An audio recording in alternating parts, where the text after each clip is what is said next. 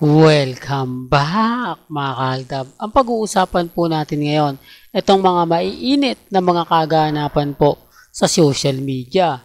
Unahin po natin mga kaaldab, itong mainit-init at kalalabas lang po na update, ang bagong McDonald's ni Alden Richards sa Santa Rosa, Laguna, na kung saan nauna na nga po ang Binyang Laguna.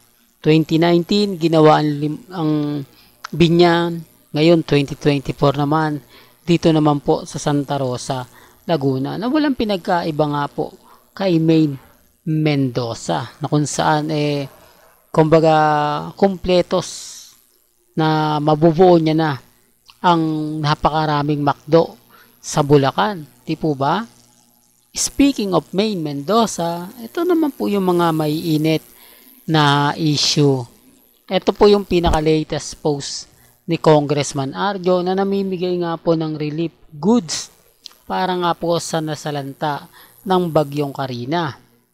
Medyo okay sana, di po ba, na talagang to the effort nga po talaga itong si Congressman Arjo Ataide, na talagang kapag naandyan o kapag may mga sakuna by on present lagi siya, na nakakatuwa sa isang politiko.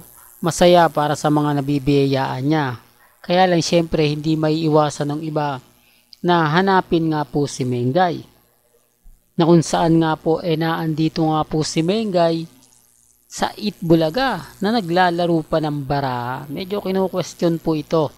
Bakit daw pagdating sa Dabercads masyado daw mabait si Maine? Hindi ba pwede nag-excuse po muna daw siya para samahan si Congressman Arjo para magbigay suporta at magbigay tulong na rin sa mga nasalanta ng bagyong Karina?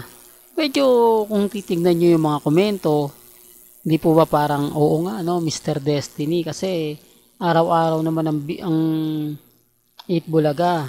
Pero itong bagyo na to o itong mga nasalanta isang beses lang to. At isang beses ka lang na mamimigay ng relief goods.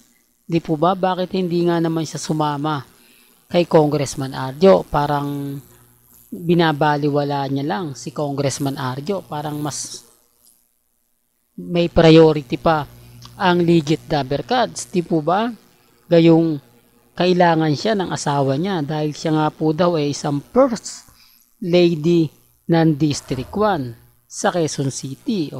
Taga District 1 na nagsabi niya na first lady si Mengay, pero no show, di po ba? Hindi man lang nagpakita. Yun ang nakakalungkot. Di po ba? At ito pa po mga kaaldaba, at ito pa. Sa nakaraang SONA, hindi po ba hindi rin sumipot si Mengay? Napakaraming artista ang pumunta sa SONA. Halos sila nga po raw yung bidang-bida. Tapos ngayon, si Mengay na kumbaga hindi man lang daw po nasabik na pumunta sa batasan, samantalang maraming mga babae na talagang excited pa kesa po sa mga mister nila na nanunungkulan bilang kongresista. Di po ba? Although sinasabi ng hindi kasi marunong, hindi kasi mahilig si Maine sa mga ganyan, sa mga passion, di po ba? Pero bakit nakakasuot siya ng Pilipinanyana? Di po ba? Dun sa bench. Di po ba? Bagay na bagay nga po yun kung susuotin niya at dadali niya sa kamera. Abay, takaw pansin siya. Di po ba? Takaw pansin talaga dahil bukod tangi yun. Siya po sigurado ang laman ng news. Siyempre, i-interviewin niya ng ABS-CBN. Di po ba? Hindi palalagpasin ng ABS-CBN yan. Pero wala Di po ba? Hindi talaga siya nagpakita, at dito nga po sa kalamidad na dumaan, wala talaga. Real talk to mga kaaldab. Pero bago natin ituloy itong napakagandang topic natin, kung bago ka lang sa channel na to, at isa kang true-blooded Aldab Nation na nagmamahal kina Mengay at Isoy, tama po ang channel na pinuntahan mo, kaya consider na po kitang bagong subscriber. At huwag mong kalimutang i-share ang mga video po natin sa mga mami, sa mga titas, at sa mga senyor. Remind ko lang po ito'y base lang naman po sa mga komento. Di po ba? Base lang po ito sa mga taga District 1 na hindi po talaga nagugustuhan yung mga nagaganap at napapanood at nakikita nila. Kaya nga po ako nagtataka kung bakit may mga punto na, o nga Mr. Destiny, no? Ba't ganun? Po ba? Pero okay na. Andyan yung point na, kumbaga, wala Di po ba? Andyan yung point na, yung tipong, alam nyo na. Pero, sabi ko nga po sa inyo mga kaaldab, maging relax lang po kayo. Maging kampante. Dahil, ano man po ang mangyari, ano man po yung labasan ngayon, relax lang po tayo. Well, punta naman natin o update naman tayo kay Alden. Ang daming ganap ni Alden maya-maya nasa family feud na yan. Di po ba? O ngayon, baka na kay Boy Abunda na siya, ini-interview na siya, para nga po sa pulang araw. Bago po siya umalis, o bago pumunta to ng Canada, gusto lang po muna sigurong makita ni Alden kung marami talaga o kung mainit ang pagtanggap sa pulang araw. Yung ratings dito ang pinagbabasihan Although sinasabi ng iba na siyempre mataas yung ratings niyan. Kung ang tanong kung gaano po kataas ang ratings na maibibigay sa pulang araw.